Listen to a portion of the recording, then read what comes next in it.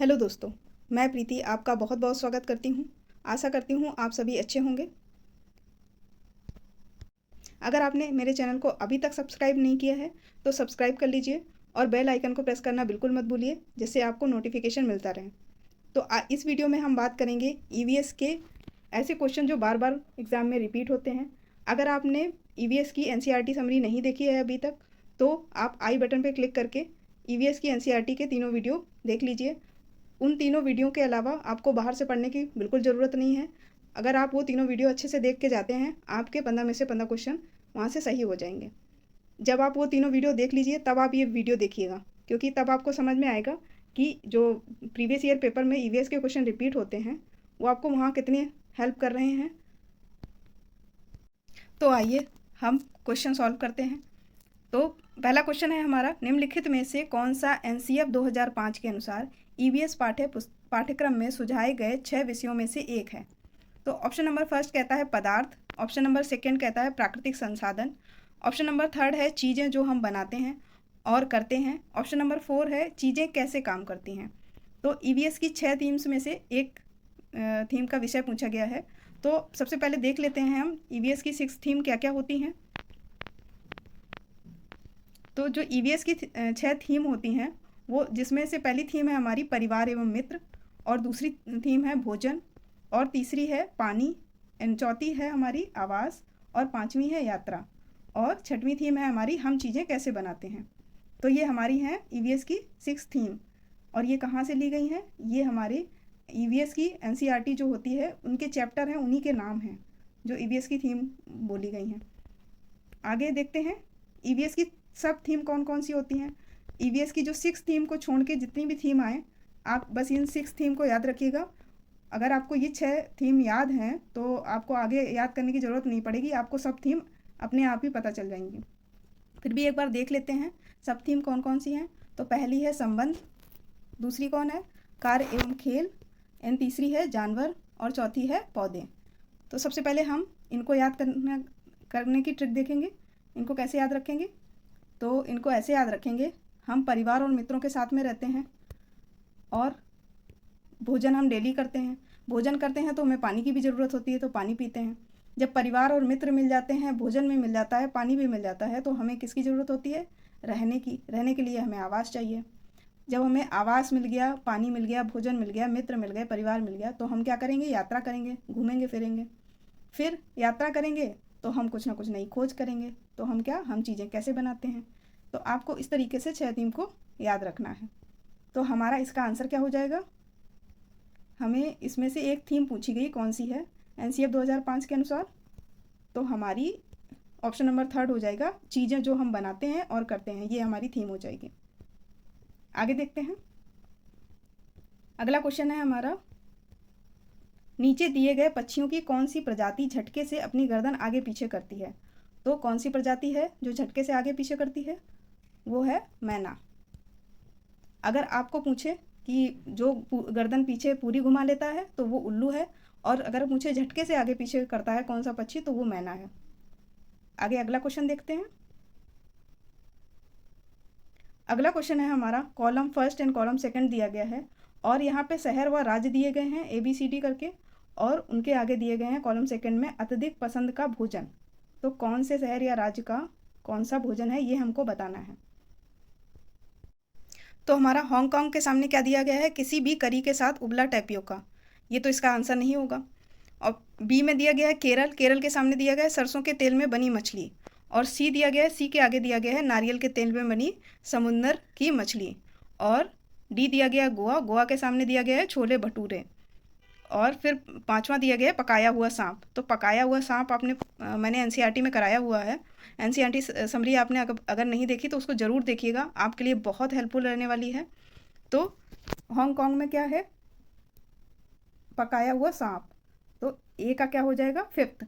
और केरल, केरल में क्या खाया जाता है? केरल में खाया जाता है किसी भी करी के साथ उबला टैपियोका। और कश्मीर में क्या खाते हैं? कश्मीर में खाते हैं सरसों के तेल में बनी मछली। और गोवा में क्या खाते हैं? गोवा में नारियल के तेल में बनी समुंदर की मछली। तो हमारे ये राइट आंसर हो जाएंगे। देख लेते हैं। तो हमारा option number B right answer हो जाएगा। ए का फिफ्थ, बी का फर्स्ट, देख लेते हैं। ए का फिफ्थ, बी का फर्स्ट और सी का सेकेंड एंड डी का थर्ड, ये हमारा राइट आंसर हो जाएगा। तो आप इन सभी क्वेश्चन को ज़रूर याद कर लीजिएगा, चारों क्वेश्चन को। इनमें से कोई ना कोई एक क्वेश्चन ज़रूर आपको एग्जाम में मिल जाएगा। आगे देखते हैं। अगला क्वेश्चन हमारा, निम्नलिखित सीखने के कौन से सिद्धांत का पर्यावरण अध्ययन में अनुसरण होता है? तो कौन से सिद्धांत का अनुसरण होता है? इसका राइट आंसर हो जाएगा ऑप्शन नंबर 4, ज्ञात से अज्ञात की ओर। आगे देखते हैं। अगला क्वेश्चन है हमारा, पौधों के लिए किए जाने वाले नीचे दिए गए कार्यों पर विचार कीजिए। पौधों को सहारा देना, ह्यूमस प्रदान करना, भोजन संचित एवं भंडारण करना और पानी और खनिजों को अवशोषित करना। तो इनमें से पूछा गया है कि जड़ों के कार्य क्या हैं? तो जड़ों के कार्य हैं हमारे, देखते हैं, पौधों को सहारा देती हैं जड़ें, ठीक है, तो ये हमारा सही हो जाएगा, पौधों को सहारा देती हैं। ह्यूमस प्रदान करती हैं, तो ह्यूमस नहीं प्रदान करती हैं। भोजन संचित भंडारण करना, तो ये हमारा सही हो जाएगा, भोजन को संचित करती हैं और उसका भंडारण करती हैं। और डी ऑप्शन है पानी और खनिजों को अवशोषित करना, तो ये भी हमारा राइट हो जाएगा। तो हमारा राइट आंसर क्या हो जाएगा? ए, सी और डी। तो हमारा कौन सा ऑप्शन दिया गया है? ए, सी, डी। ए, सी, डी हमारा फोर्थ ऑप्शन दिया गया है, जो हमारा राइट आंसर हो जाएगा ए, सी, डी। अगला क्वेश्चन देखते हैं। अगला क्वेश्चन हमारा, पोचमपल्ली भारत के दक्षिण राज्य का एक कस्बा है जो सुंदरता से डिजाइन की गई चमकदार रंगों की पोचमपल्ली साड़ियों और विशेष प्रकार की बुनाई, जिसे भी पोचमपल्ली ही कहते हैं, के लिए प्रसिद्ध है। यह कस्बा अब किस राज्य का भाग है? तो देखते हैं। ऑप्शन नंबर फर्स्ट है कर्नाटक, ऑप्शन नंबर सेकंड है केरल, ऑप्शन नंबर थर्ड है हमारा तेलंगाना एंड ऑप्शन नंबर 4 है तमिलनाडु। तो इसका राइट आंसर क्या हो जाएगा? तेलंगाना। अगला क्वेश्चन देखते हैं। अगला क्वेश्चन है हमारा, नीचे दिए गए किस एक राज्य के ग्रामीण लोग अपने ढालू छत वाले लकड़ी के मकान मजबूत बांस के खंभों पर धरती से 3 से 3.5 मीटर की ऊंचाई पर बनाते हैं? तो किस राज्य के लोग बनाते हैं? ऑप्शन नंबर फर्स्ट देखते हैं, Rajasthan, option number second Ladakh, option number third Assam and option number 4 है हमारा उड़ीसा। तो किस राज्य के लोग बनाते हैं 3 से 3.5 मीटर ऊंचाई पर, जहाँ बारिश अधिक होती है? तो बारिश कहाँ अधिक होती है? असम में अधिक होती है। तो हमारा इसका राइट आंसर क्या हो जाएगा? असम। अगला क्वेश्चन देखते हैं। अगला क्वेश्चन है हमारा, नीचे दिया गया कौन सा कथन मधुमक्खियों और छत्तों के विषय में सही नहीं है? तो ऑप्शन नंबर फर्स्ट कहता है प्रत्येक छत्ते में एक रानी मक्खी होती है जो अंडे देती है। ऑप्शन नंबर सेकेंड है नर मक्खियाँ छत्तों के लिए अत्यंत महत्वपूर्ण होती हैं एंड ऑप्शन नंबर थर्ड है हमारा छत्ते में बहुत सारी काम करने वाली मक्खियाँ होती हैं एंड ऑप्शन नंबर 4 है हमारा छत्ते में केवल कुछ नर मक्खियाँ होती हैं। तो आपका यहाँ पे गलत पूछा गया है, यानी कि सही नहीं है क्वेश्चन। गलत कौन सा ये पूछा गया है? तो पहला क्या है, प्रत्येक छत्ते में एक रानी मक्खी होती है जो अंडे देती है, तो ये हमारा सही है, हमें सही नहीं वाला देखना है। ऑप्शन नंबर सेकेंड है नर मक्खियाँ छत्तों के लिए अत्यंत महत्वपूर्ण होती हैं, तो ऐसा नहीं है, नर मक्खियाँ छत्तों के लिए अत्यंत महत्वपूर्ण नहीं होती हैं, उनका काम सिर्फ निषेचन करना होता है, इसलिए हमारा यही राइट आंसर हो जाएगा ऑप्शन नंबर सेकेंड। आगे देखते हैं। अगला क्वेश्चन क्या है हमारा, आज हम मिर्ची के बिना भोजन की कल्पना भी नहीं कर सकते, इसे व्यापारी हमारे देश में लाए थे। तो ऑप्शन नंबर फर्स्ट है अफगानिस्तान से, ऑप्शन नंबर सेकेंड इंग्लैंड से एंड ऑप्शन नंबर थर्ड है दक्षिणी अमेरिका से एंड ऑप्शन नंबर 4 है हमारा दक्षिणी अफ्रीका से। तो इसका राइट आंसर क्या हो जाएगा? दक्षिणी अमेरिका से। मिर्ची हमारी कहाँ से आई थी? दक्षिणी अमेरिका से आई थी। और दक्षिण अमेरिका से क्या क्या चीज़ें आई थी, आप कमेंट बॉक्स में कमेंट करके ज़रूर बताइएगा। अगला क्वेश्चन देखते हैं। अगला क्वेश्चन हमारा 62, निम्नलिखित में से कौन अंतर्राष्ट्रीय ख्याति प्राप्त वेट लिफ्टर हैं? ऑप्शन नंबर फर्स्ट है Sunita Williams, option number second Bachendri Pal and option number third है सूर्यमणि एंड ऑप्शन नंबर 4 है हमारा कर्णम मल्लेश्वरी। तो कौन है वेट लिफ्टर? तो कर्णम मल्लेश्वरी। इनके बारे में आपने नहीं पढ़ा है तो पढ़ लीजिएगा, इनसे क्वेश्चन ज़रूर आता है, बार बार रिपीट हुआ है। आगे देखते हैं। नीचे दिया गया कौन एक समूह जड़ों का है? तो कौन सा एक समूह है जो जड़ों का है? तो हमारा ऑप्शन नंबर फर्स्ट है चुकंदर आलू अदरक, ऑप्शन नंबर सेकेंड गाजर हल्दी अदरक एंड ऑप्शन नंबर थर्ड है हमारा शकरकंदी मूली हल्दी एंड ऑप्शन नंबर 4 है गाजर चुकंदर और मूली। तो कौन सा जड़ों का समूह पूछा गया है? तो जड़ों का समूह कौन सा हो जाएगा? ऑप्शन नंबर 4 हमारा राइट आंसर हो जाएगा। गाजर चुकंदर और मूली ये सारी जड़ें हैं। आगे देखते हैं। अगला क्वेश्चन है हमारा, रेगिस्तानी ओक नाम का एक पेड़ है जो पाया जाता है अबू धाबी में ऑस्ट्रेलिया में, राजस्थान के रेगिस्तानों में, संयुक्त अरब अमीरात के रेगिस्तानों में। तो कहाँ पाया जाता है ये? ऑस्ट्रेलिया में पाया जाता है। इसका राइट आंसर क्या हो जाएगा? ऑप्शन नंबर सेकेंड हमारा इसका राइट आंसर हो जाएगा। रेगिस्तानी ओक के बारे में ज़रूर पढ़ के जाइएगा, बार बार क्वेश्चन रिपीट हुआ है। अगला क्वेश्चन देखते हैं। अगला क्वेश्चन है हमारा, चेराव नाच कहाँ के लोग करते हैं? तो ये अभी ऑनलाइन वाले पेपर में भी क्वेश्चन आया है, ये जरूर देख के जाइए। कहाँ के लोग करते हैं? मिजोरम के लोग करते हैं। तो हमारा इसका राइट आंसर हो जाएगा ऑप्शन नंबर सेकेंड, मिजोरम। अगला क्वेश्चन देखते हैं, तमिलनाडु के निकटवर्ती राज्य हैं। तो तमिलनाडु के निकटवर्ती राज्य कौन कौन से हैं? सबसे पहले तो आंध्र प्रदेश है, केरल है, कर्नाटक है। तो आप ज़रूर मैप के क्वेश्चन ज़रूर करके जाइएगा। अगर आपको मैप के क्वेश्चन करने नहीं आते हैं तो आप कमेंट करके बताइएगा, मैं मैप पे ही एक वीडियो बना दूंगी आपको कैसे क्वेश्चन करने हैं और आपको किस तरीके से मैप के क्वेश्चन करने सीखने हैं।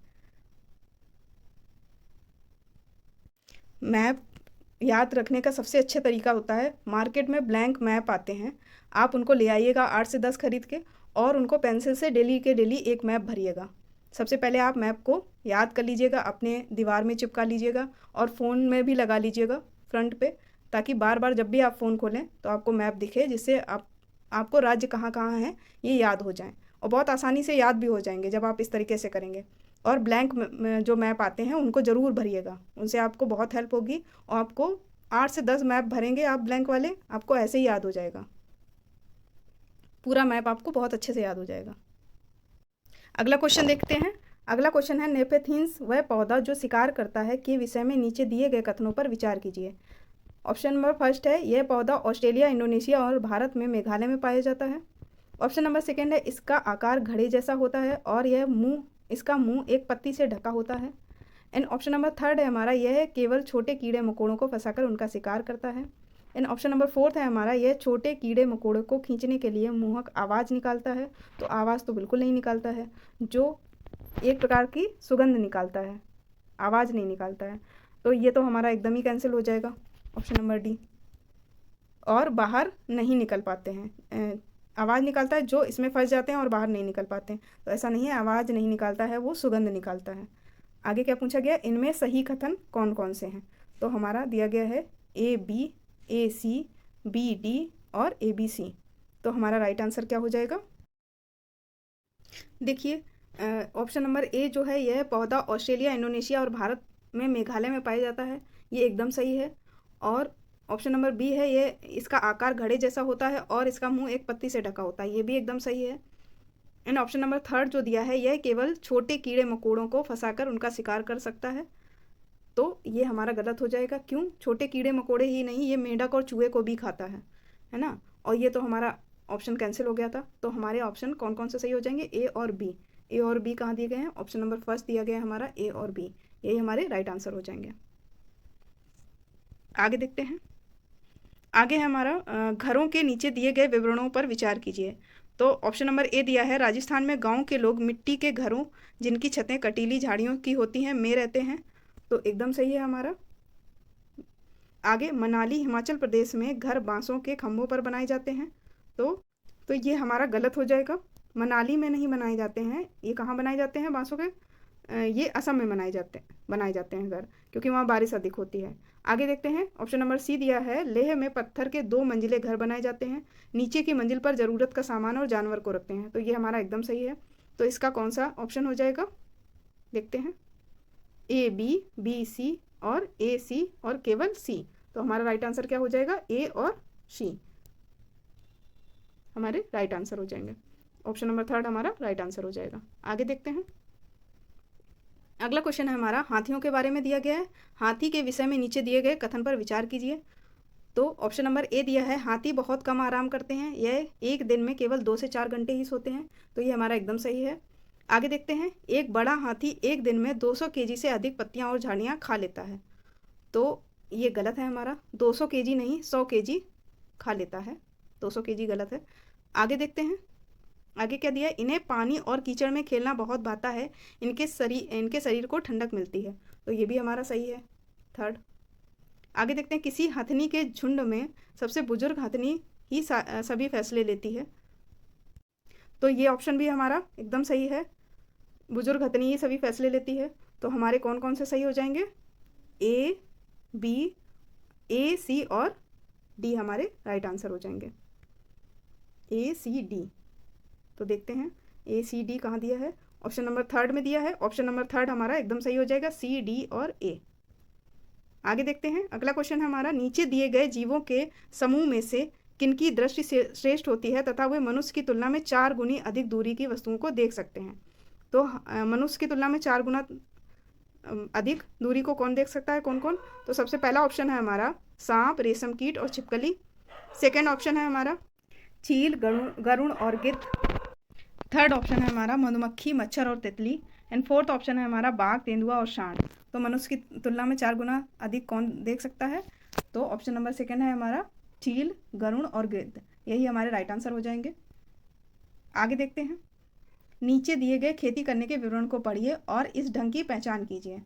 तो क्या दिया गया है? एक फसल को काटने के पश्चात खेत को कुछ वर्षों के लिए खाली छोड़ दिया जाता है, उसमें कुछ भी नहीं उगाया जाता। इस भूमि में बांस या अन्य खरपतवार जो भी कुछ उग आता है उन्हें उखाड़ा नहीं जाता, काटकर जला दिया जाता है। यह राख भूमि को उर्वर बनाती है। जब यह भूमि खेती के लिए तैयार हो जाती है तब उसे हल्का सा खोदा जाता है, भूमि को जोता नहीं जाता और उस पर बीज छिड़क दिए जाते हैं। तो ये ऐसी किस खेती के बारे में बात हो रही है, ये पूछा गया है। तो नीचे दिए गए हैं ऑप्शन नंबर फर्स्ट झूम खेती, ऑप्शन नंबर सेकेंड सीढ़ी नुमा खेती, एंड ऑप्शन नंबर थर्ड है हमारा सिंचाई खेती, एंड ऑप्शन नंबर फोर्थ है हमारा सहकारी खेती। तो इसका राइट आंसर क्या हो जाएगा? इसका राइट आंसर हो जाएगा ऑप्शन नंबर फर्स्ट झूम खेती। आगे देखते हैं, अगला क्वेश्चन हमारा, किसी पशु के विषय में नीचे दिए गए विवरण को पढ़िए और उस पशु को पहचानिए। तो दिया गया है यह भालू जैसा दिखता है परंतु भालू नहीं है। आपको पहली लाइन समझ के ही आ गया होगा, आइडिया लग गया होगा कि कौन है। यह दिन के लगभग 17 घंटे वृक्षों की शाखाओं में उल्टे लटक कर सोता है। यह जिस वृक्ष पर रहता है उसी की पत्तियां खाता है। यह लगभग 40 वर्षों तक जीवित रहता है। तो ऐसा कौन सा जानवर है, यानी कि पशु है? तो पहला ऑप्शन है हमारा चिंपैंजी, एंड सेकंड ऑप्शन है पांडा, एंड थर्ड ऑप्शन है स्लॉथ, एंड फोर्थ ऑप्शन है हमारा लंगूर। तो अब तक आपको आइडिया लग गया होगा, थर्ड ऑप्शन हमारा स्लॉथ हो जाएगा। स्लॉथ के बारे में ही बात हो रही थी। आगे देखते हैं, अगला क्वेश्चन हमारा मैप से दिया गया है। तो क्या है, भारत के मानचित्र में दिल्ली की स्थिति के सापेक्ष, यानी कि गांधीनगर किसकी राजधानी है? गुजरात की राजधानी है। और पटना यानी कि बिहार की राजधानी की दिशाएं क्रमशः हैं। कौन कौन सी दिशाएं हैं? तो देखते हैं, डायरेक्ट मैप में देखते हैं। तो दिल्ली के सापेक्ष पूछा गया था। तो दिल्ली हमारा कहाँ है? दिल्ली हमारा ये रहा। दिल्ली के सापेक्ष गुजरात यानी कि गांधीनगर पूछा गया था, और पटना यानी बिहार पूछा गया था। तो गुजरात और पटना कहाँ है ये देख लेते हैं। ये रहा हमारा दिल्ली। दिल्ली के सापेक्ष तो ये ऐसे बना लेते हैं हम, उत्तर, दक्षिण, और ये हमारा पूरब है, और ये हमारा पश्चिम।